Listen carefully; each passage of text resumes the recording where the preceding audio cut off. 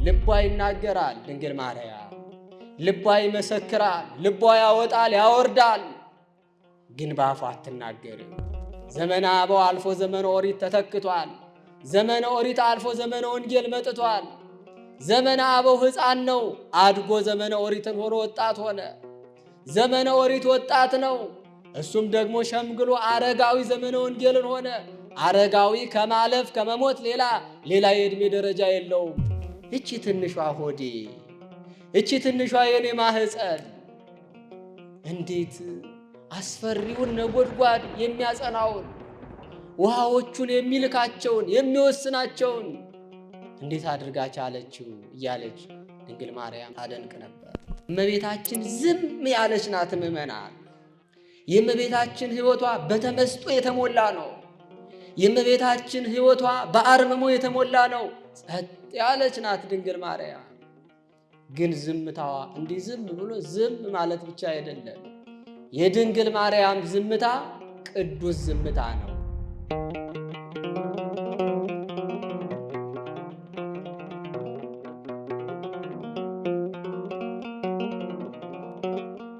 በስመ አብ ወወልድ ወመንፈስ ቅዱስ አሃዱ አምላክ። በስመ አብ ወወልድ ወመንፈስ ቅዱስ አሃዱ አምላክ። በስመ አብ ወወልድ ወመንፈስ ቅዱስ አሃዱ አምላክ። ስቡሕ ወውዱስ ዘሳረረ ኩሎ ዓለመ በአሐቲ ቃል። በአንድ አካላዊ ቃል ሰማይን ከነግሱ ምድርን ከነልብሱ የፈጠረ በአንድነቱ ምንታዌ በሦስትነቱ ርባኤ የሌለበት የቅዱሳን አምላክ አምላካችን እግዚአብሔር በዚህ እንድንሰበሰብ ስለፈቀደልን ከሁሉ አስቀድሞ ክብር ምስጋና ለስም አጠራሩ ይሁን። ሰሃበቶ ድንግል ለፈጣሪሃ በመዓዛ ድንግልናሃ።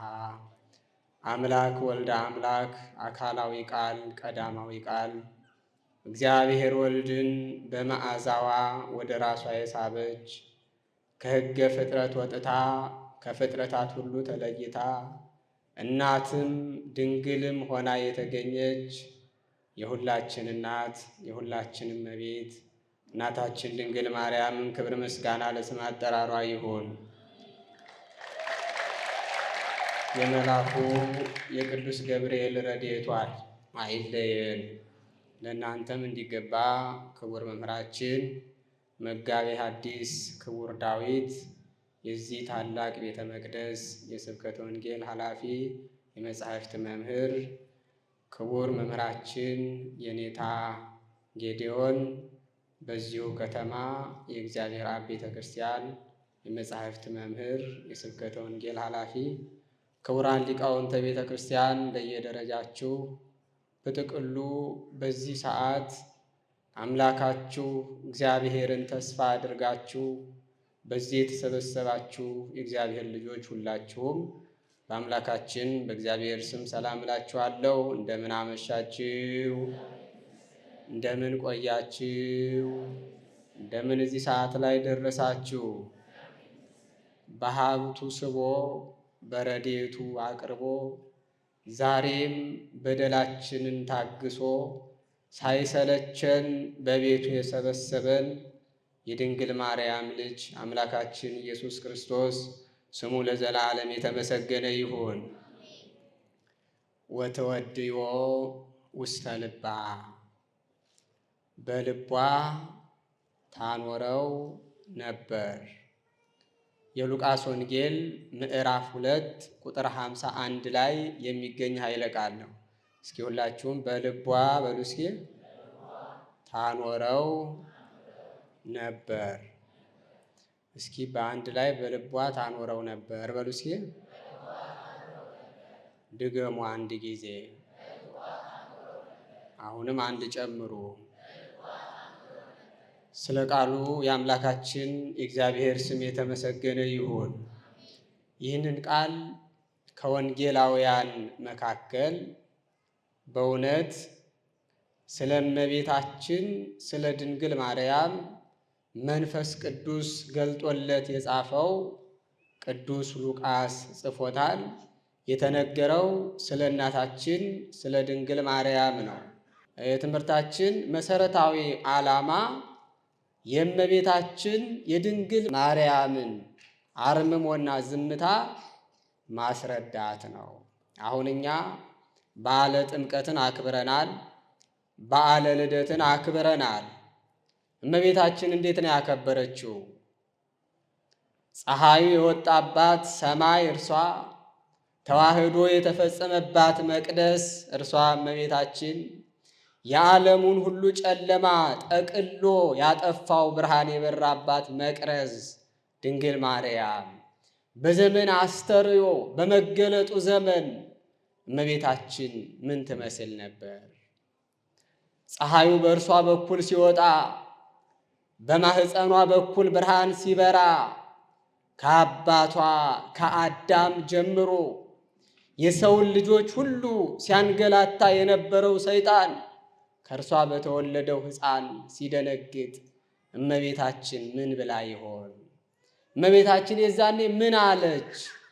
በእመቤታችን ሕይወት ውስጥ ያን ጊዜ ምን ይታይ ነበር ብላችሁ ከተጠየቃችሁ መልሱ እመቤታችን ዝም ብላ ነበር ነው። ዝም ብላ ነበር እመቤታችን። በሉቃስ ወንጌል በልቧ ታኖረው ነበር ያለው ይህንንም የሚጠቀልል ነው። ከቁጥር 1 ጀምራችሁ ስትመለከቱ እንዲህ ይላል፣ ወይሐውሩ አዝማዲሁ ለበዓለ ፋሲካ ለለ ዓመት። ዮሴፍና እመቤታችን ቅድስት ድንግል ማርያም በዓመት ለፋሲካ በዓል ወደ ኢየሩሳሌም ይወጡ ነበር አለ። ወዴት ይወጡ ነበር? ወዴት ይወጡ ነበር? ወደ ኢየሩሳሌም ይወጡ ነበር። ጌታ 12 ዓመት ሲሞላው እርሱንም ይዘውት ሄዱ። ከዚያ የሚደረገውን አድርገው ወሰሊጦሙ ግብሮሙ አተው፣ ስራቸውን ጨርሰው ተመልሰው ወደ ቤታቸው ሄዱ ይላል። ወሕፃንሰ ተርፈ ኢየሩሳሌም፣ ሕፃኑ ኢየሱስ ክርስቶስ ግን በኢየሩሳሌም ቀርቶ ነበር ይላል። እነርሱ በጎዳና እየሄደ መስሏቸው ወደ ቤታቸው ይሄዳሉ። ጌታ ግን እዚያው ቀርቷል። ከሰው ጋር የሚሄድ መስሏቸው ነበር። አረጋዊ የተባለ የቤተ ክርስቲያናችን ሊቅ ይህንን ሲያብራራው እንዴት ሊዘነጉት ቻሉ? ጌታን ያህል ልጅ እመቤታችን እንዴት እንደምትወደው ይታወቃል። እንኳን ልጇን የተጠማ ውሻ እንኳን የሚያሳዝናት፣ እንኳን ልጇን ኃጥአንን እንኳን የምትወድናት ድንግል ማርያም እንዴት ልጇን ዘንግታ ወደ ቤቷ ተመለሰች የሚለውን ስንጠይቅ አምላካችን ኢየሱስ ክርስቶስ ከተወለደ ጀምሮ ሁሉ ይወደዋል። ሕፃናት ወደ ጌታ ውሰዱን እያሉ ያለቅሱ ነበር። የሕፃኑን የክርስቶስን መዓዛ ሕፃናት ያሸቱ ነበር።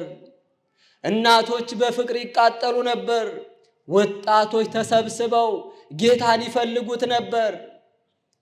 ቤተሰብ የሞተባቸው ሰዎች ሕፃኑን ከድንግል ተቀብለው ሲያቅፉት ያን ጊዜ ሐዘናቸውን ይረሱታል። ደካሞች ይበረታሉ፣ ያዘኑ ይጽናናሉ። እመቤታችን ልጇን እስክትናፍቅ ድረስ ሰዎች እየተነጣጠቁ ይወስዱባት ነበር። ይህንን አስባ ነው ከአንዱ ጋር እየሄደ ይሆናል ብላ ነው እሷ። ቤታቸው ደረሱ። ሕፃኑ ግን የለም። ወይ ይቀርቡታል ወደሚላቸው ሄደች፣ ፈለገች። የለም ክርስቶስ በዚያም። ወደ ዘመዶች ተሄደ፣ ሕፃኑ ግን የለም። ድንግል እያዘነች እየተብሰለሰለች ወደ ኢየሩሳሌም ተመልሳ ጉዞ ጀመረች ልጇን ፍለጋ። በሦስተኛው ቀን ጌታን አገኘችው። በስንተኛው ቀን ያገኘችው? በስንተኛው ቀን? በሦስተኛው ቀን። 3 ቀን መለያየት ቀላል ነገር እንዳይመስላችሁ ወገኖቼ። በዚህ ዓለም እኛ ፍቅር የምንለው የሆነ ፍቅር አለ። ለቤተሰቦቻችን ያለን ፍቅር፣ ለወገኖቻችን ያለን ፍቅር፣ ለሀገራችን ያለን ፍቅር፣ ለእግዚአብሔር ያለን ፍቅር የሆነ የምናውቀው ፍቅር አለ፣ ልዩ ልዩ የሆነ ፍቅር። በዚህ ዓለም ግን እግዚአብሔር ድንግል ማርያም የወደደበትን ፍቅር፣ ድንግል ማርያም ልጇን ክርስቶስን የምትወድበትን ፍቅር የሚመስል ፍቅር ግን የለም። ይሄ አይመረመርም። በምን መጠን ነበር እመቤታችን ጌታን የምትወደው? 3 ቀን ተለይቶ መቆየት ቀላል ነገር አይደለም። በ3ኛው ቀን ሲደርሱ ቁጭ ብሎ ከመምህራን ጋር ይነጋገራል፣ ይጠይቃቸዋል፣ ደግሞ ይመልሳል፣ ይናገራል። በዚያ ያሉት ሁሉ ተሰብስበው እረ እንዴት ያለ ሕፃን መጣብን ይላሉ። እንዴት ያለ ሕፃን ነው! የአንደበቱ ቅልጥፍና፣ የጥያቄው ክብደት፣ የሐሳቡ ጥልቀት፣ ደግሞ ሕፃን ሆኖ መምህር መሆን አለ እንዴ እያሉ ይደነቃሉ ሰዎች። እመቤታችን በዚህ ጊዜ ደረሰች እና ደርሳ ጌታን ምን አለችው? ልጄ አንተን ስንፈልግ እኮ እኔና አባት ደከምን አለችው። ምን አልን ያለችው? ምን አልን አለች?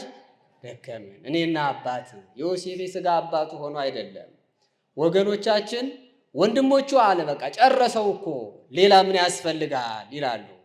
እንግዲያውማ አባትም አለው እኮ ዮሴፍን። የዮሴፍ ልጅ ነው ልንል ነው ክርስቶስን? የዮሴፍ ልጅ አይደለም ይላሉ እነሱ። መጽሐፍ ቅዱስ ደግሞ እመቤታችን ሳትቀር አባትህና እኔ ብላ ዮሴፍን የክርስቶስ አባት አድርጋ ጠቀሰችው። ይህንን ስንላቸው ይሄ ይተረጎማል ይላሉ። ወንድሞች ያለውም ይተረጎማል። እግዚአብሔር አይነ ልቡናቸውን ብሩህ ያድርግላቸው። ልጄ ደከምን አለች። አሁን አይገርማችሁም?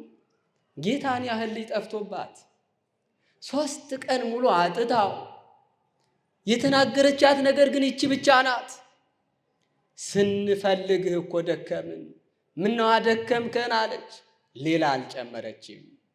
የተቆጠበች ናት ድንግል ማርያም ወገኖቼ። አንደበቷ እንዲህ በዋዛ አይከፈትም። ሌላ ሰው እኮ ቢሆን ብዙ ይላል፣ መምህራኑንም ይናገራል።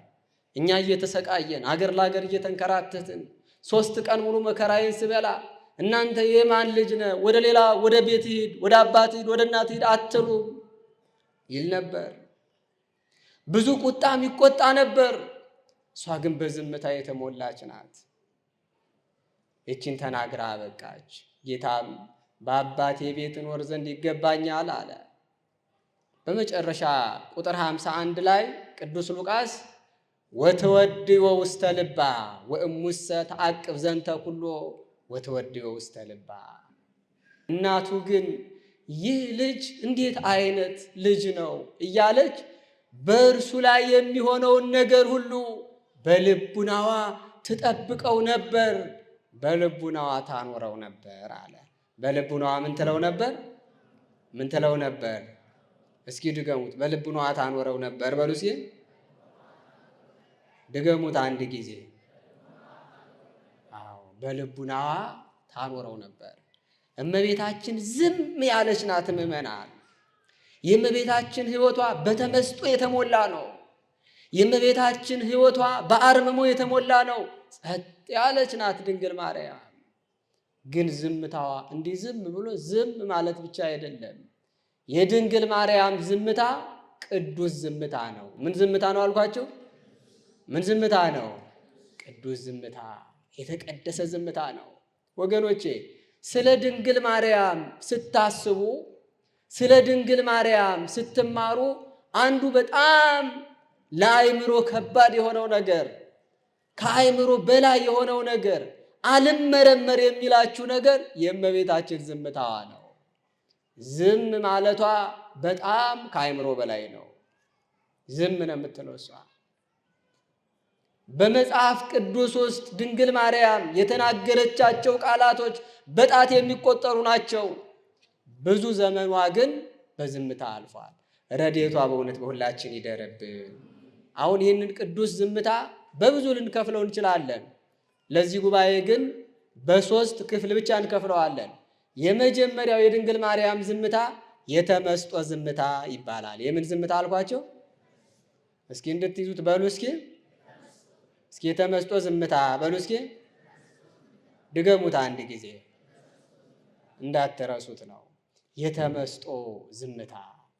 ማር ይስሐቅ ዝም ስለማለት ሲናገር ሰዎች በሶስት ምክንያት ወይም ስለ ሶስት ነገር ዝም ይላሉ አለ። ስለ ስንት ነገር ዝም ይላሉ? ስለ ሶስት ነገር። አንደኛ ክብርን ፈልገው ዝም የሚሉ ሰዎች አሉ አለ ማር ይስሐቅ። አዎ ክብርን ፈልገው ዝም የሚሉ ሰዎች አሉ። ብናገር እዋረዳለሁ ብለው ፈርተው ማለት ነው። ብናገር ሰዎች አያከብሩኝም ብለው ፈርተው፣ መናገሬ በሰዎች እንድናቅ ያደርገኛል ብለው ፈርተው ዝም የሚሉ ሰዎች አሉ። ከዚህም በላይ ደግሞ ለማስመሰል ዝም የሚሉ ሰዎች አሉ። አላዋቂ ሆነው አዋቂ እንዲሏቸው፣ ጥበብ የጎደላቸው ሆነው ጠቢባን እንዲሏቸው፣ ማስተዋል የሌላቸው ሆነው ሳለ ማስተዋል እንደሌላቸው ሰዎች እንዳያውቁባቸው፣ በሌሉበት ነገር አስተዋይ፣ አዋቂ፣ ጠቢብ ተብለው እንዲጠሩ ዝም የሚሉ ሰዎች አሉ። ዝም የሚሉ ሰዎች አሉ። እኛ እንኳን በተረት ምን ይላሉ የኛ አባቶች? ዝም ያለ ፈሪ አይታወቅበትም ይባላል። ሰውየው ፈሪ ነው፣ ፍርሃቱ እንዳይታወቅበት ግን ዝም ይላል። ሌላው ሲያወራ፣ ሌላው ሲናገር፣ ሌላው ሲሮጥ፣ እሱ ግን ዝም ይላል። ጀግንነት አይደለም ዝም ያስባለው፣ ፍርሃቱ እንዳይታወቅበት ነው። ደግሞ ሌላው የለም ይሄ ሰውዬማ የተማመነው ነገር አለ ይልለታል። የተማመነው ነገር አለ ይልለታል። ወገኖቼ ሰው ዝም ሲልም ለቅድስና መሆን አለበት። ሲናገርም ለቅድስና መሆን አለበት። መናገራችን ለእውነት መሆን አለበት። ዝም ማለታችንም ለእውነት መሆን አለበት። የኛ ግን እንዲህ አይደለም። ዝም ብለንም እንዋሻለን፣ በዝምታችን ተናግረንም እንዋሻለን። ዝምታችን የተቀደሰ አይደለም፣ መናገራችንም የተቀደሰ አይደለም። እግዚአብሔር በእውነት ለሁላችን ማስተዋሉን ያድለን። አንዱ ለክብር ብሎ ዝም የሚል ሰው አለ። ሁለተኛ ለትሩፋት ብሎ ዝም የሚል ሰው አለ። ሰው ሰድቦት የለም እኔ አልሳደብም፣ እግዚአብሔር ያየኛል፣ እግዚአብሔር ይሰማኛል፣ መዋረዴን፣ መሰደቤን፣ መናቄን ስለ ክርስቶስ ብዬ ብተወው እግዚአብሔር ይችን እንደ ትሩፋት ይቀበላታል ብሎ በጎ ስራን ለመስራት ተሰድቦ ተዋርዶ ዝም የሚል ሰው አለ። ሶስተኛውና የመጨረሻው ግን ዋናው እግዚአብሔርን በማሰብ በተመስጦ ዝም የሚል ሰው አለ። የእመቤታችን ዝምታ ይሄ ነው። እግዚአብሔርን በማሰብ ነው እመቤታችን ዝም ያለችው። ዝም ያለችው ልቧ ይናገራል ድንግል ማርያም፣ ልቧ ይመሰክራል፣ ልቧ ያወጣል ያወርዳል፣ ግን በአፏ አትናገርም። ከከንፈሮቿ አልፎ ቃል አይገኝም። ኑሮዋ የጥንቃቄ ነው።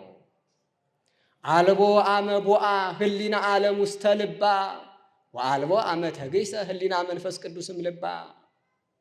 መንፈሳዊው ነገር ሁሉ ወደ ልቡናዋ እንዲገባ ሳበችው። ዓለማዊ ነገር ወደ ልቡና እንዳይገባ ልቧን ጠበቀች፣ እንዳይወጣ ከንፈሯን ጠበቀች። አልባሌ የሆነ ነገር አልተነገረም በእመቤታችን አንደበት። ቅዱስ ገብርኤል መጥቶ አበሰራት። ታላቅ ዜና ነው።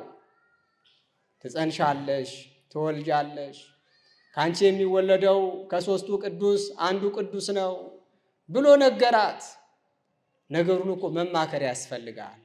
አረ ገብርኤል የሚባል መልአክ መጥቶ እንደዚህ አለኝ፣ አምላክሽን ትጸንሻለሽ አለኝ፣ አምላክሽን ትወልጃለሽ አለኝ።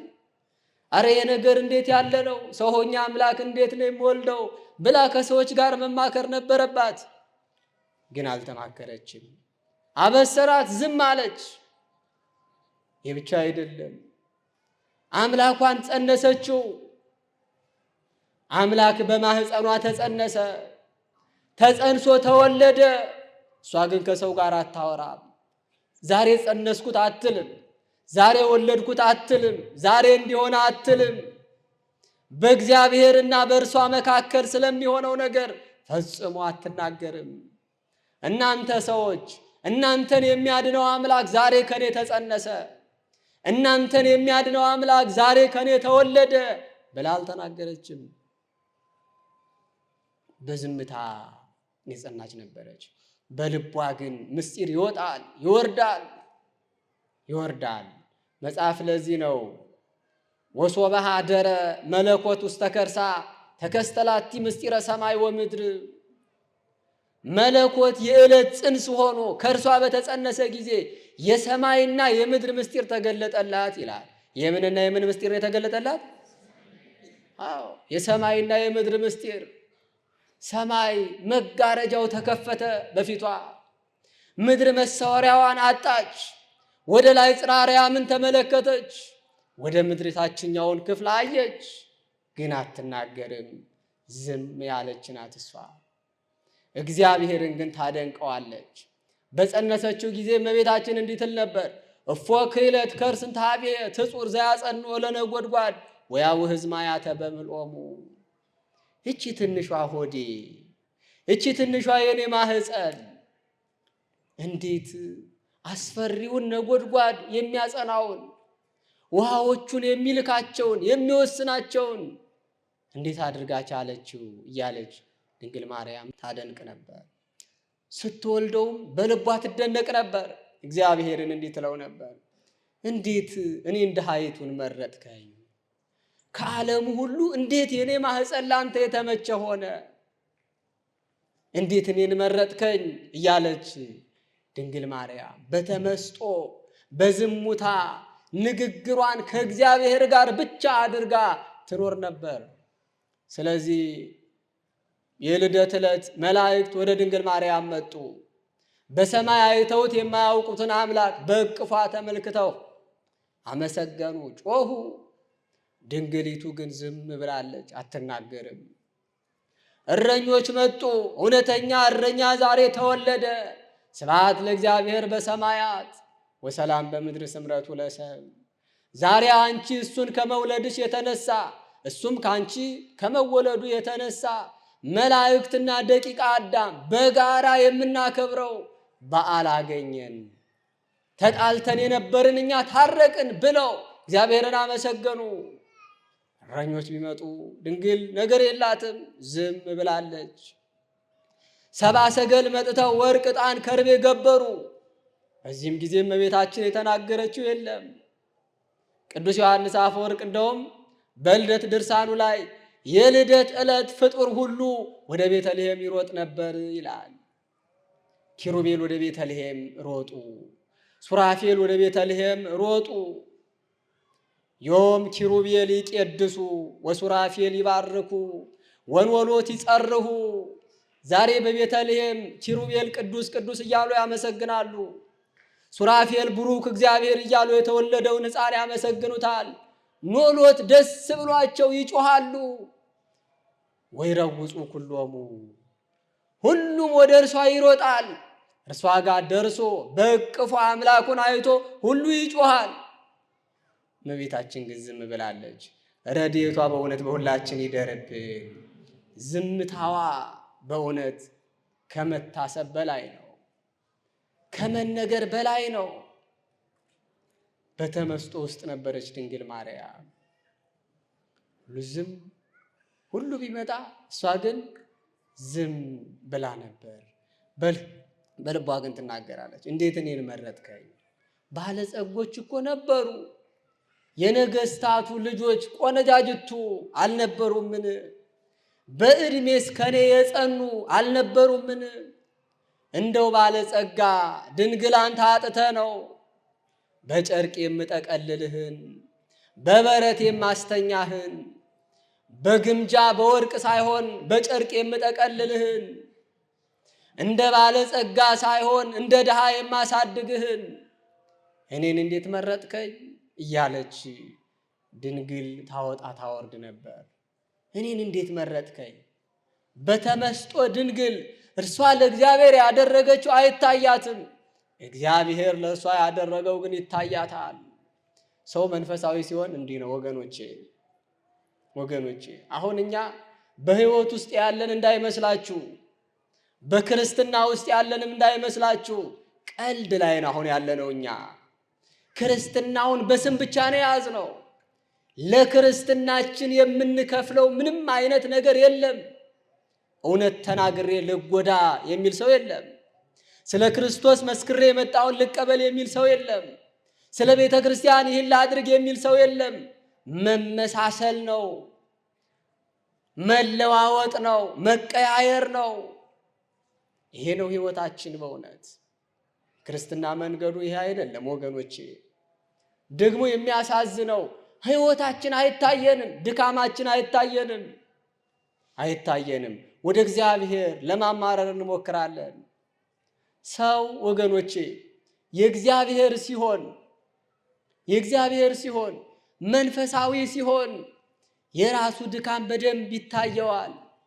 የእግዚአብሔር ቸርነት ደግሞ በደንብ ይታየዋል። መንፈሳዊ ያልሆነ ሰው እግዚአብሔር የት አለ ይላል። የት አለ እግዚአብሔር? የማመልከው አምላክ ወዴት አለ ይላል።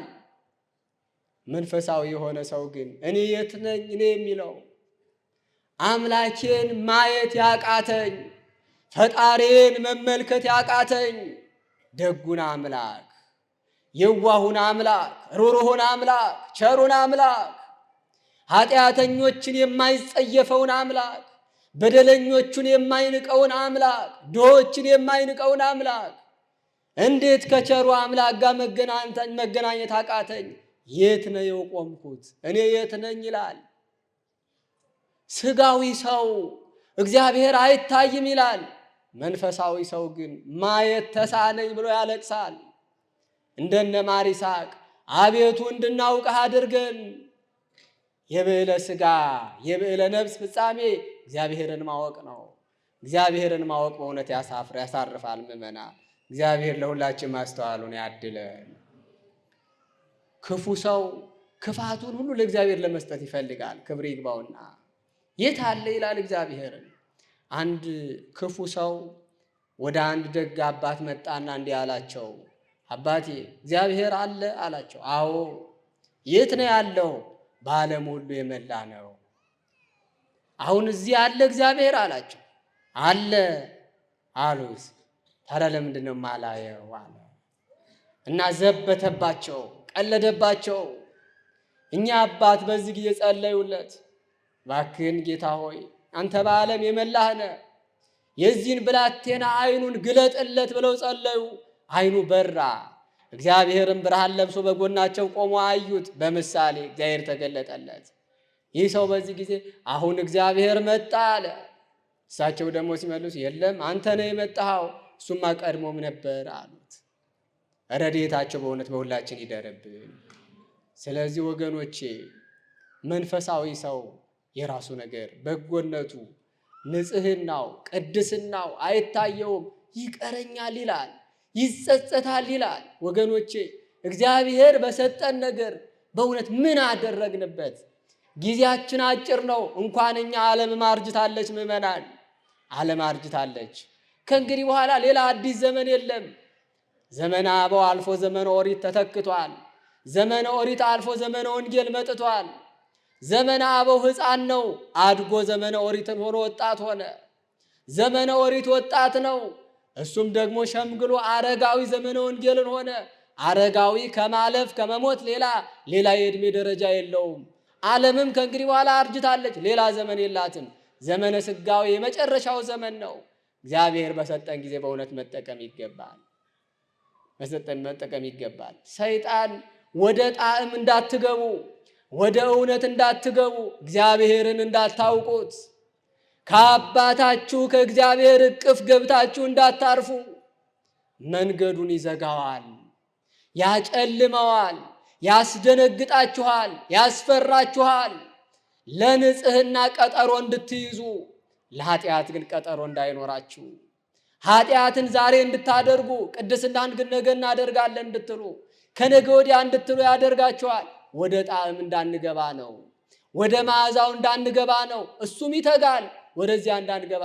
ከገባን በኋላ እሱ እንደማንወጣ ያውቃል። ወገኖቼ ሁሉ ነገር አንጻራዊ ነው። ዛሬ ዓለማዊነት ስለተጫነን ከዓለም ወጥተን ወደ መንፈሳዊ ሕይወት ለመግባት ተቸግረናል። ወደ ክርስቶስ እቅፍ ብንገባ፣ መዓዛውን ብናገኘው ጣዕሙን ብናገኘው ደግሞ ከዚያ መውጣት ከባድ ነው። ማንም አይወጣም።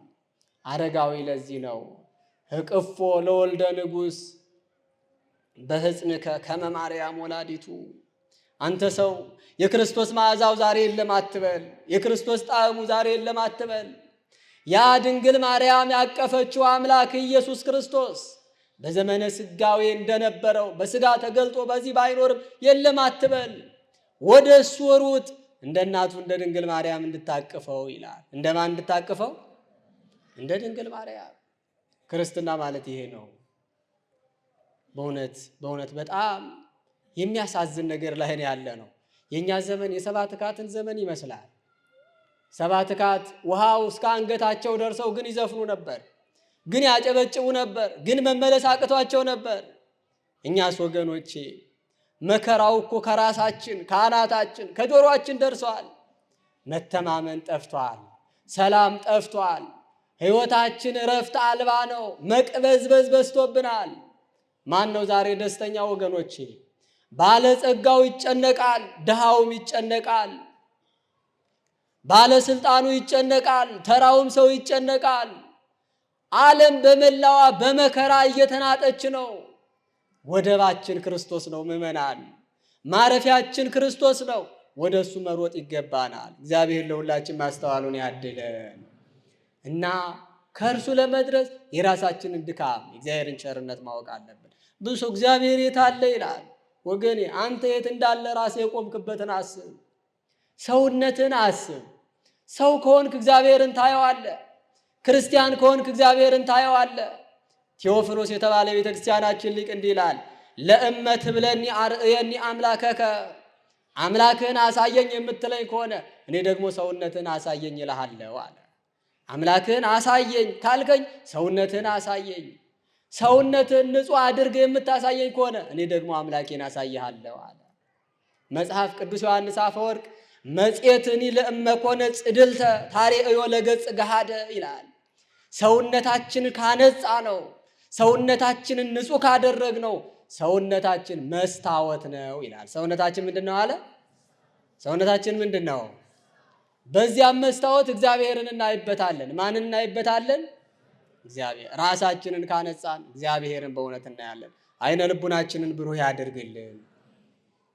እመቤታችን የራሷ ነገር አይታያትም ነበር ወገኖች፣ የራሷ ነገር አይታያትም። ለዚህ ነው በሉቃስ ወንጌል ምዕራፍ 1:48 ላይ እስመ ርኅየ ሕማማ ለዓመቱ፣ እሷም እኮ ብዙ መከራ ተቀብላለች። እሷም እኮ ከእርሱ ጋር የከፈለችው ነገር ቀላል የሚባል አይደለም። ግን እሷ ምንድን ነው የምትለው? የባሪያይቱን መዋረድ የባሪያይቱን ትሕትና ተመልክቷልና እግዚአብሔርን አመሰግነዋለሁ አለች። እግዚአብሔርን ምን እለዋለሁ? አመሰግነዋለሁ። ከእመቤታችን የሚወጣው በእውነት ይሄ ነው እና የራሷን ነገር ሁሉ ዘንግታ የልጇን ቸርነት የእግዚአብሔርን ቸርነት ግን በማሰብ ትኖር ነበር። ቅዱስ ያሬድ እንዲህ ይላል፣ ተሰአላ ጴጥሮስ ለማርያም እሙለ ልዑል፣ የልዑልን እናት የክርስቶስን እናት ድንግል ማርያምን ጴጥሮስ ጠየቃት።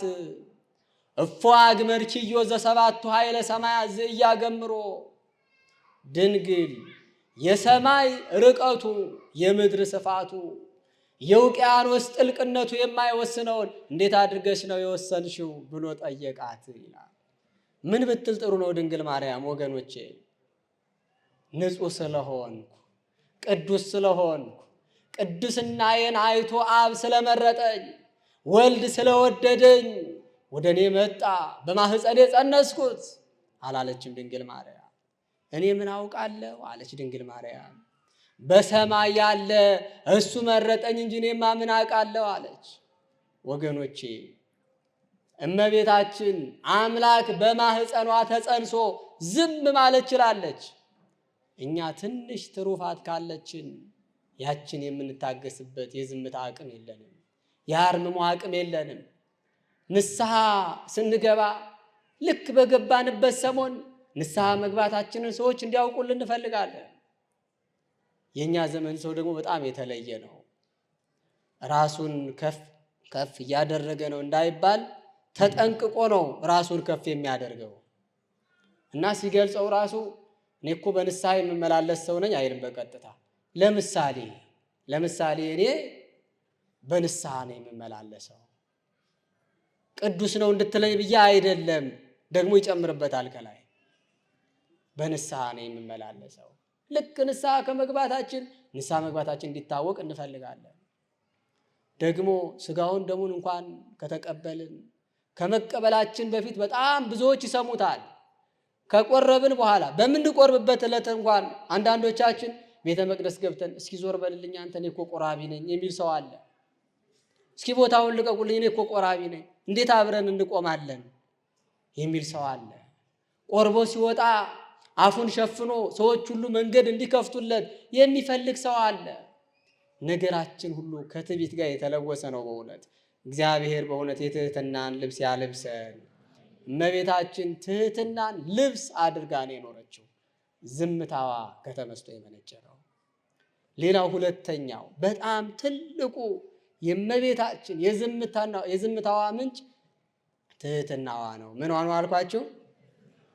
የትህትናን ዝምታ ነው ዝም ያለችው።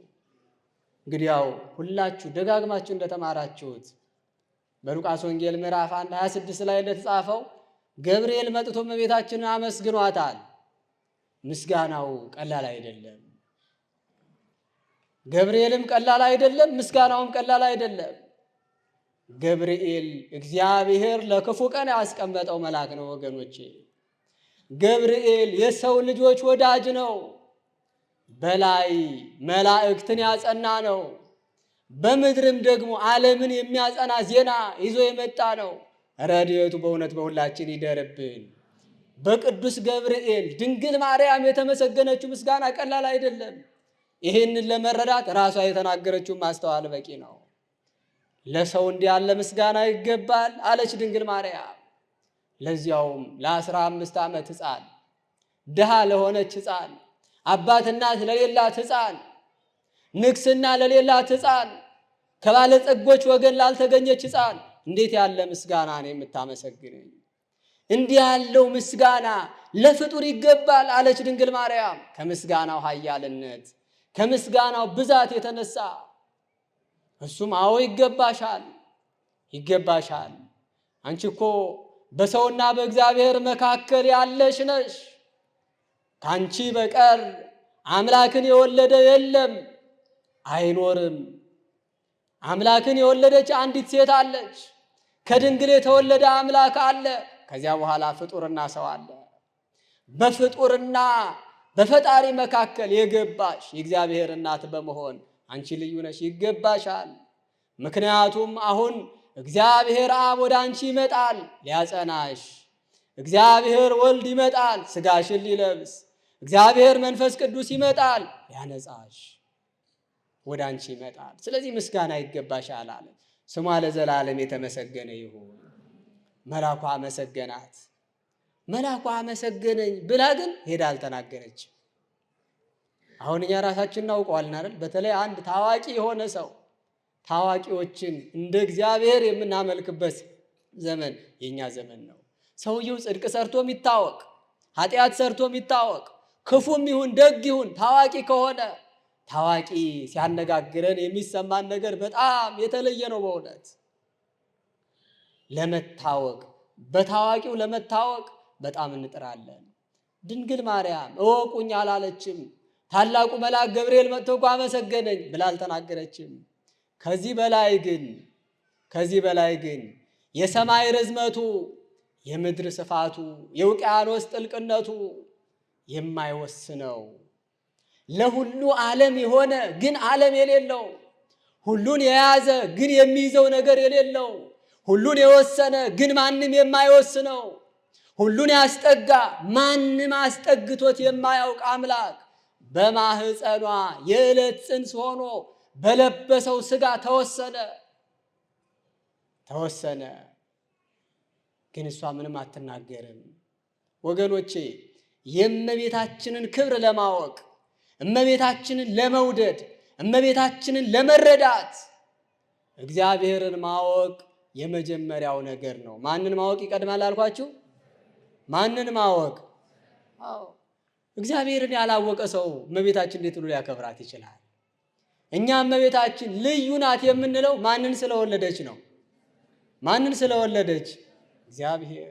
የምናውቀውን እግዚአብሔር፣ የፈጠረንን እግዚአብሔር፣ የሰራንን እግዚአብሔር፣ ይህንን ሰማይ ያለ ምሰሶ ያቆመውን፣ ይህችን ምድር ያጸናትን፣ እኛን የፈጠረንን፣ መላእክትን የፈጠራቸውን፣ መወሰኛ የሌለውን የማይመረመረውን አምላክ ወለደች። ስለዚህ ልዩ ሆነችብን። ከእሷ ሌላ አምላክን የወለደ ስለሌለ እሷ የተለየች ሆነች።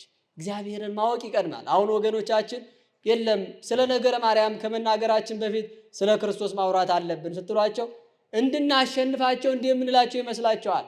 መንገድ ስለሌለ ነው ወገኖቼ። በሥላሴ መስማማት ካልቻልን፣ በእግዚአብሔር መስማማት ካልቻልን ነገረ ማርያም ማስተማር አንችልም። ይህንን ማወቅ አለባቸው። እኛ አሁን የድንግል ማህፀኗ ይደንቀናል። እንዴት ያለ ስፍራ ነው! የመለኮት መዓዛ የተሻተተበት፣ ብርሃነ መለኮት የበራበት፣ የሰዎች የመዳኛ ስፍራ እንዴት ያለች ነች የእመቤታችን ማህፀን እያለን እናድንቃለን። እግዚአብሔር ምሉ እንደሆነ ስለምናውቅ ነው። እግዚአብሔር ምን እንደሆነ ስለምናውቅ ምሉ እንደሆነ፣ ምሉ የሆነው አምላክ ምልአቱን ካላወቅን በድንግል ማህፀን የስጋን ለብሶ መወሰኑ አይደንቀንም። እና በእመቤታችን ማህፀን የተወሰነው ማን ነው? ሰው የሆነው ማን ነው? እኔ በእውነት በሕይወቴ በጣም የሚያስደንቀኝ አንድ ቃል አለ። ሁሌ የምደነቅበት፣ ሁሌ የምገረምበት አንድ ቃል አለ። ጴጥሮስና ጌታ የተነጋገሩት። ቅዱስ ጴጥሮስ ጌታን አንድ ጥያቄ ጠይቆት ነበር። ምን ብሎ ነው የጠየቀው? ዘከመ እፎ ፈጠርኮሙ ለሰማይ ወምድር፣ ጌታዬ ሰማይ ለዓይኔ የተስማማ ነው፣ ምድር ደግሞ ለእግሬ ትስማማኛለች። ነገር ግን ሰማይና ምድርን እንዴት አድርገን የፈጠርከው? ወይም ቅድመ ይትፈጠሩ በአይ መካን ሀሎከ፣ ሰማይን ሳትፈጥረው ምድርን ሳትዘረጋት አንተ በየት ትኖር ነበር ብሎ ጠየቀው። ሰማይን ስትዘረጋ የት ቆመህ ነበር? ምድርን ስትሰራ በየትኛው ስፍራ ነበርክ? ያን ጊዜ በሰማይ ነህ እንዳንል ሰማይ የለ፣ በምድር ነህ እንዳንል ምድር የለ፣ በሰዎች ዘንድ ነህ አንልም ሰዎች የሉም፣ በመላእክት ዘንድ ነህ አንልም መላእክት የሉም። አንተ የዛኔ በየት ትኖር ነበር ሰማይና ምድር ሳይኖሩ? ዛሬ ምክንያት አለን፣ በሰማይ በምድር የመላ ነው እንላለን። ሰማይ ምድር ሳይኖር እግዚአብሔር በየት ይኖር ነበር ብሎ ጠየቀው። ጌታ ለቅዱስ ጴጥሮስ ሲመልስ እንዲህ አለው፣ ኦ ጴጥሮስ አነ ውእቱ መካን፣ ጴጥሮስ ቦታ እኔ ነኝ አለ ጌታ። እኔ ምንድን ነኝ ነው ያለው? ተናገሩ እንጂ። ቦታ እኔ ነኝ በሉ እስኪ። ቦታ እኔ ነኝ አለ። የሁሉ ቦታ እግዚአብሔር ነው። ምእመናን፣ በሰማይ መላእክት ይኖራሉ። ሰማይስ በየት ይኖራል ካላችሁ፣ በእግዚአብሔር ይኖራል። በምድር እኛ እንኖራለን፣ ዕፀዋዕባን ይኖራሉ። ምድርስ በየት ትኖራለች? በእግዚአብሔር እጅ ትኖራለች። ሰማይ ይወጣል፣ ይገባል፣ ይሰማራል። ምድር ትወጣለች፣ ትገባለች፣ ትሰማራለች፣ ትወሰናለች። ቦታ አላቸው። ቦታቸው እግዚአብሔር ነው። እግዚአብሔር የሁሉ ዓለም ነው። እግዚአብሔርን ግን የሚወስን ማንም የለም። ለጌታ አልቦ ሰማይ ዘይጸውረነ ወይ ምድር ዘያገምረነ፣ ጴጥሮስ እኛን የሚወስን ሰማይ የለም፣ እኛንም የምትችል ምድር የለችም አለ። ወገኖቼ ሰማይና ምድር ዓለሙ ያልሆነለትን አምላክ የ15 ዓመቷ ሕፃን ድንግል ማርያም በማህፀኗ ቻለችው። ስሟ ለዘላለም የተመሰገነ ይሁን። ስለዚህ ወገኖቼ የእመቤታችን ዝምታውም እዚህ ጋር ይመጣል። አንድ የኢትዮጵያ ቤተክርስቲያን ሊቅ ሲናገር ስለ ሥላሴ እንዲህ ይላል፣ አልቦ ዘይእህዞሙ አላ ይእህዝዎ ለኩሉ፣ ሁሉን ይይዙታል፣ ይጨብጡታል፣ ሥላሴን ግን የሚይዛቸው የለም ይላል። የሚይዛቸው የለም። ከማይያዙት ዓለምን ከያዙት ከሥላሴ አንዱን አካል ወልድን በማህፀኗ ይዛ እመቤታችን ተገኘች። የሚገርማቸው ግን ገብርኤል መጥቶ አመሰገናት። ገብርኤል አመሰገናት። ማህፀኗ በብርሃን ተጎዘጎዘ። በብርሃን ተጎዘጎዘ ማህፀኗ። የቅዱሳን መላእክትን ምስጋና እርሷ መቅደስ ሆና ከሰውነቷ መስማት ቻለች። እግዚአብሔርን ያህል ጌታ በማህፀኗ ተገኘ። አይገርማችሁም? እሷ ግን ምንም አትናገርም። ማህፀኗ በብርሃን ተመልቷል፣ አትናገርም። ገብርኤል አመስግኗታል፣ አትናገርም። ዝም ያለች ናት ድንግል ማርያም።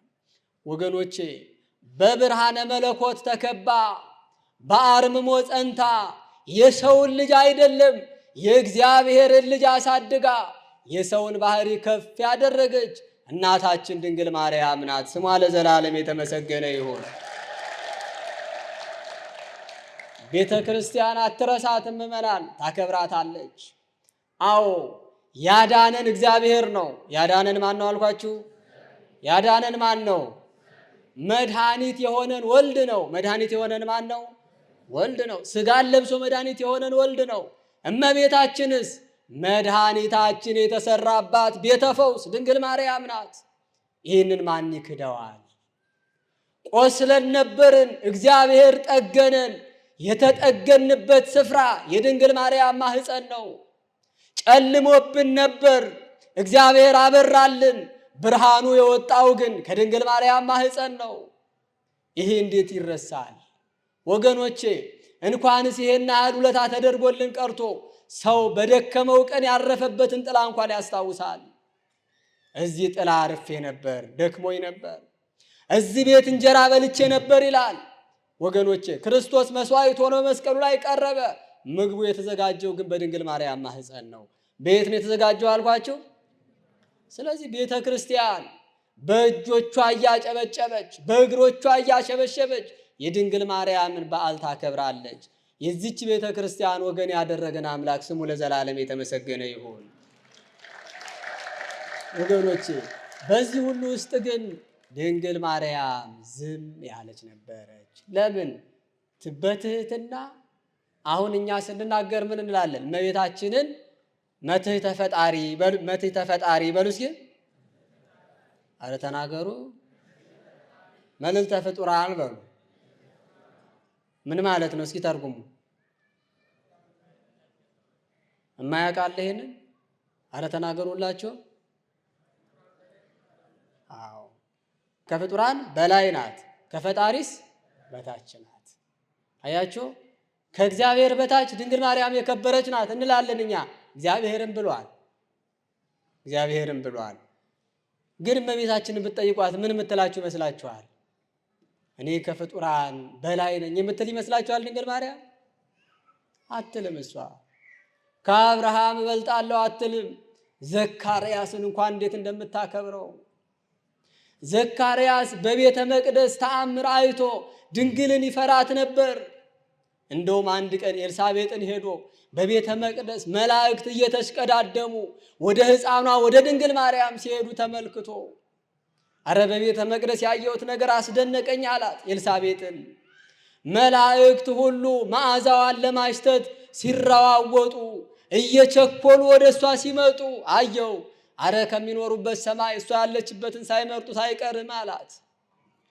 እመቤታችን ግን ዘካርያስ አባቴ አንተ ታውቃለህ እንጂ እኔ ምን አውቃለሁ ትለው ነበር።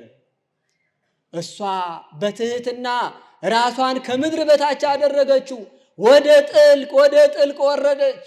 እግዚአብሔር ደግሞ ከሰማያት በላይ ሁሉ ከፍ ከፍ አደረጋት። ስሟ ለዘላለም የተመሰገነ ይሁን። አባ ጊዮርጊስ እንዲህ ይላታል፣ እመቤቴ የት ብዬ ልፈልግሽ? በምድር ነሽ እንዳልል በምድር የለሽ፣ በሰማይ ነሽ እንዳልል ሰማይ የለሽ።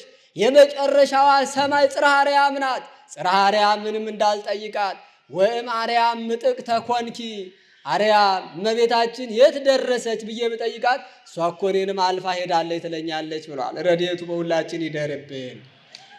እግዚአብሔር እንዲህ አክብሯት ሳለ እሷ ግን ዝም ያለች ነበረች። ስለ ትሕትናዋ ዝም ያለች ናት ድንግል ማርያም። ወገኖች ረድኤቷ በሁላችን ይደርብን።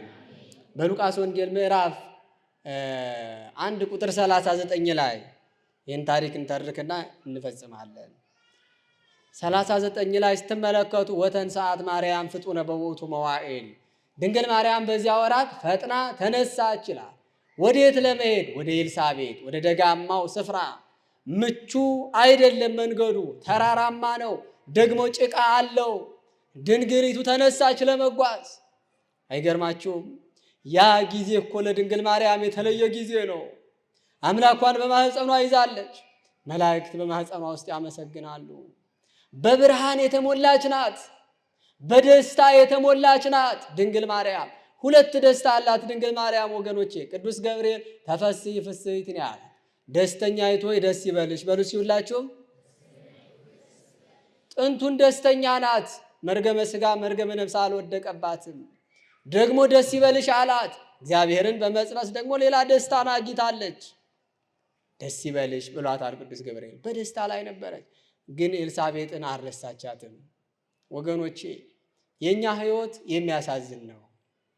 አሁን ድሃ የነበረው ሰው ባለጸጋ ሲሆን ይለወጣል። ተራ ሰው የነበረው ሰው ሹመት ሲያገኝ ይለወጣል። በጓደኞቹ ላይ ይለወጥባቸዋል። በዘመዶቹ ላይ ይለወጣል። እናቱን የሚጸየፍ ልጅ እኮ አለ ወገኖቼ። አባቱን የሚጸየፍ ልጅ እኮ አለ። አባቱን እናቱን ለመቆጠጥ የሚፈልግ ልጅ አለ። ሹመት ስላገኘ ስልጣን ስላገኘ። እኛ የሆነ ነገር ወደ ሕይወታችን ሲመጣ እንለወጣለን። እንዳልነበርን እንሆናለን። ጓደኛ ይቀየራል፣ ዘመድ ይቀየራል፣ ሰፈር ይቀየራል። ባለጸጋው በድሆች መንደር አልኖርም ይላል። ይሄ ነው ሕይወታችን። የነገን ግን እግዚአብሔር ያውቃል ወገኖቼ። የነገን ማን ያውቃል? አዎ የነገን እግዚአብሔር ያውቃል። ትላንት እኮ ድሃ ነበር ረስቶት ነው እንጂ። ትላንት እኮ ተራ ሰው ነበር ረስቶት ነው እንጂ። ነገም ደግሞ መገልበጥ አለ፣ መለዋወጥ አለ። የማይለወጥ መጠጊያ እግዚአብሔር ብቻ ነው ወገኖቼ። እሱን ነው አጥብቆ መያዝ። ደጋግሞ ሲነገራችሁ እንዲህ ዝም ብሎ ነገር እንዳይመስላችሁ። ይሄ ሕይወት ነው በእውነት። መጽሐፍ እግዚአብሔር ይረዳኛል ከሚል ሰው በላይ ባለጸጋ የለም፣ እግዚአብሔር አይረዳኝም ከሚል ሰው በላይ ጎስቋላ የለም ይላል። ባለጸጋም ቢሆን ጎስቋላ ነው እግዚአብሔር ይረዳኛል ካላለ። ወርቁ ያልቃል፣ ብሩ ያልቃል፣ ሁሉ ነገር ጤዛ ነው፣ ያልፋል፣ ይቀየራል፣ ይለዋወጣል። የማይለወጥ እግዚአብሔር ብቻ ነው። እግዚአብሔር ይረዳኛል የሚል ሰውስ ቢራብስ ተስፋ አለው፣ እግዚአብሔር አምላኬ ይመግበኛል ይላል።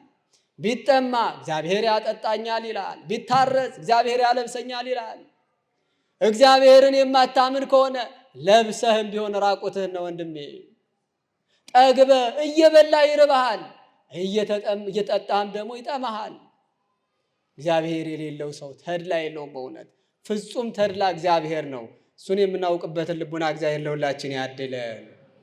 እመቤታችን ግን አልተለወጠችም ወገኖቼ። መለዋወጥ አይገባም። ቅዱስ ዮሐንስ አፈወርቅ ዓለም ቤተ ተውኔት ናት ይላል። ዓለም ምንድን ናት ይላል አልኳችሁ? ቤተ ተውኔት ድራማ የሚሰራባት ቤት ማለት ነው። መቼም ታውቁታላችሁ ሁላችሁም። ድራማ ሲሰራ ሁሉ ነገር እውነት ነው የሚመስለው። የሚሰሩት ሰዎች እውነት አስመስለው ይሰሩታል። የሚያዩትም ሰዎች እንደዚያው። እነሱ እያለቀሱ ይሰራሉ፣ እናንተም እያለቀሳችሁ ትመለከታላችሁ። ነገሩ ግን እውነት ነው? እስኪ ንገሩኝ፣ እውነት ነው? ታዲያ ለምን ታለቅሳላችሁ? መስሎን ነው አይደል?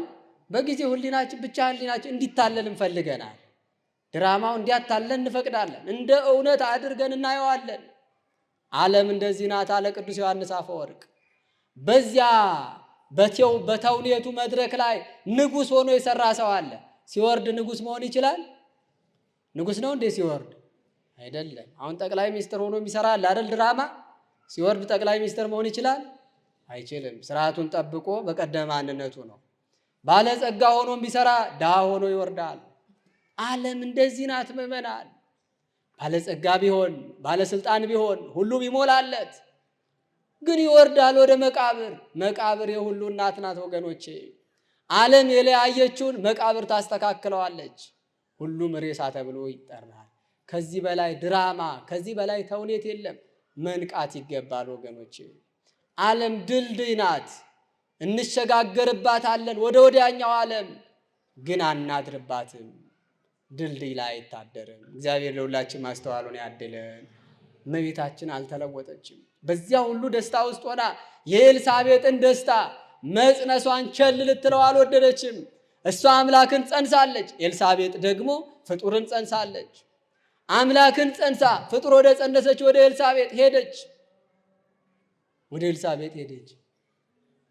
እንዲህ ኤልሳቤጥን እኮ ብትልክባት አምላክሽን ጸንሼዋለሁ፣ ነቢያት ትንቢት የተናገሩለትን ጸነስኩት ነይ ብትላት ሰው ሰብስባ ትመጣል። አላደረገችም፣ ሄደች። ጌርሎስ የተባረ ሊቅ ይህንን ሲናገር እንዲህ ይላል፣ ውእቱ ይነብር ዲበ ሰረገላ ብርሃን ወአንቲሰ ጾርኪዮን ዘተሐውሪ ቤተ ዘካርያስ። እመቤቴ በማህፀንሽ ያለው እኮ በሰማይ በኪሩቤል ጀርባ ላይ የተቀመጠ ነው። አንቺ ግን የአምላክ እናት ስትሆኝ እንደ ተርታ ሴት ልጅሽን ይዘሽ ጎንበስ ቀና እያልሽ ወደ ኤልሳቤጥ ሄድሽ። እያይመረት ምድሮ እያንቀልቀለት አጃቢም የለሽ፣ አምላክን ጸነሽ የሚልሽ የለ፣ ከጎንሽ ልሁን የሚልሽ የለ። አንቺ ዝምተኛ ስለሆንሽ እንጂ ለምድር እንኳን ብትነግሪያት በተንቀጠቀጠችልሽ ነበር አለ። ዝም ብላ ነው የምትሄደው እመቤታችን። አምላኬን ስለጸነስኩ አንቺ ነይ አላለችም። ሄደች ወደ ኤልሳቤጥ ቤት። እናቱ ራሷን ዝቅ አድርጋ ከሰው ደጅ ሄዳ ተጣራች። እግዚአብሔር ደግሞ የእናቱን ክብር ገለጠው። ዮሐንስ የእመቤታችንን ድምፅ ሲሰማ ከውስጥ ሆኖ ተንቀሳቀሰ። ቅዱስ ሳዊሮስ ሲተረጉመው እግዚእየ ይቀውም ኀበ አንቀጽ፣ እናቴ ጌታዬ ከደጅ ቆሟል አለ። ማን ከደጅ ቆሟል? ማን ከደጅ ቆሟል? ጌታዬ። ዮሐንስ የታደለ ነው ወገኖቼ። ገና በማህፀን ሆኖ የእመቤታችን ወላዲተ አምላክነት ደግሞ የአምላኩን አምላክነት የተረዳ ነው። ኤልሳቤጥ ደንግጣ ወጣች። ንኢ ሀቤየ በግዕት ጻዕዳ ዘተወልድ ይጓለ አንበሳ። ሲያዩሽ አንቺ ነጭ በግ ነሽ፣ ግን አንበሳን የምትወልጂ ከእግዚአብሔር የተነገረሽን ቃል የምታምኚ አንቺ ብፅዕት ነሽ። ድምፅሽን ሲሰማ በማህፀኔ ውስጥ ያለው ብላቴናው ዘለለ፣ ድምፅ አሰማ፣ አመሰገነ አለቻት። አንቺ የተባረክሽ ነሽ፣ የማህፀንሽን ፍሬ የተባረከ ነው አለቻት።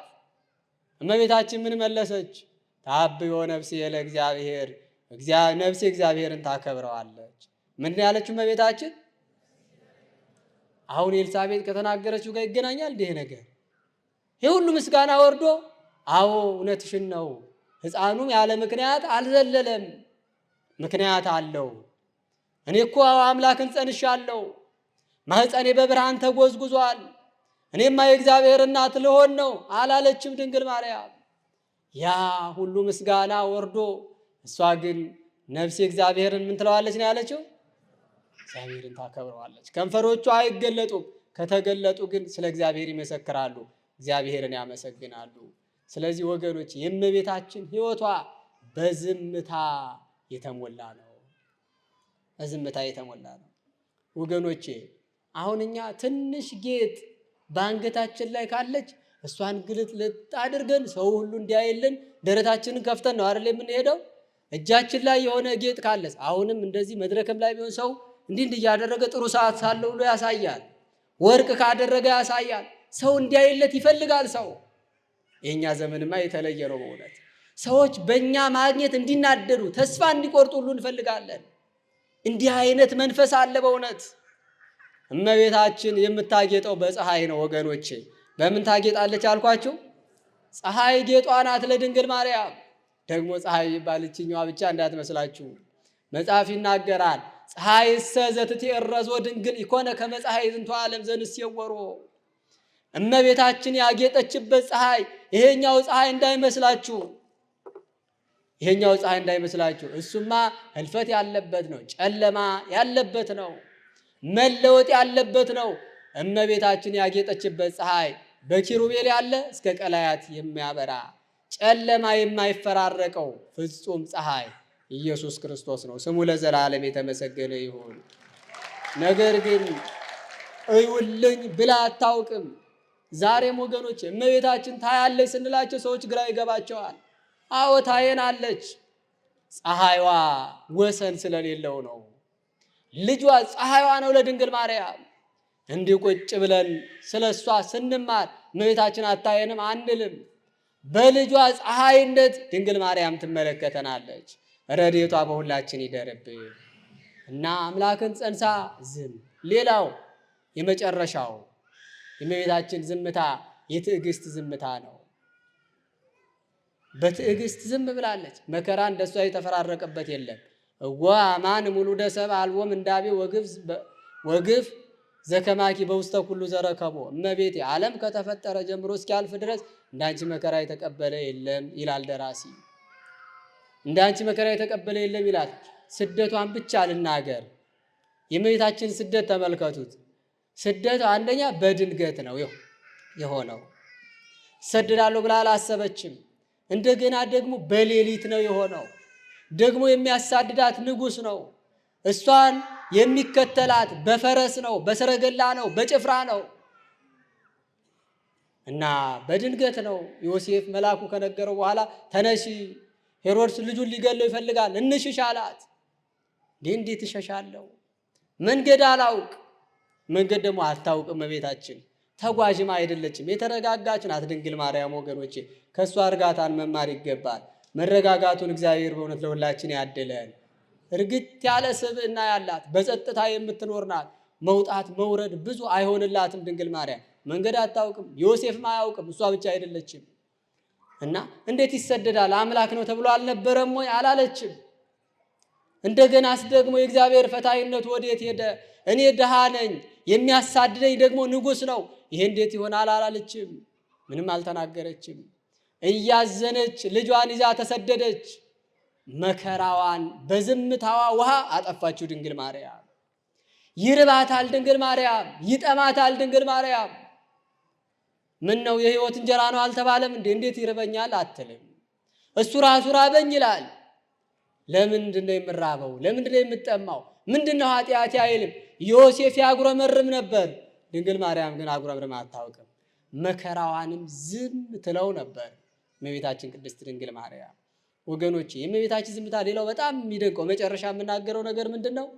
የሚያጠያይቅ ነገር ነበር። አምላክ እንደሆነ ተነግሯታል። ደግሞ የእርሷ ልጅ ነው።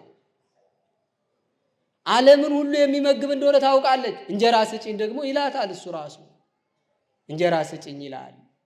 ሰማይን በከዋክብት ያለበሰው እሱ ነው እንደተባለ ታውቃለች። ደግሞ ልብስ ታለብሰዋለች፣ ታበለዋለች፣ ታጠጣዋለች እና ለሰው መነጋገር ከሰው ጋር ሐሳብ መካፈል ያስፈልገው ነበር።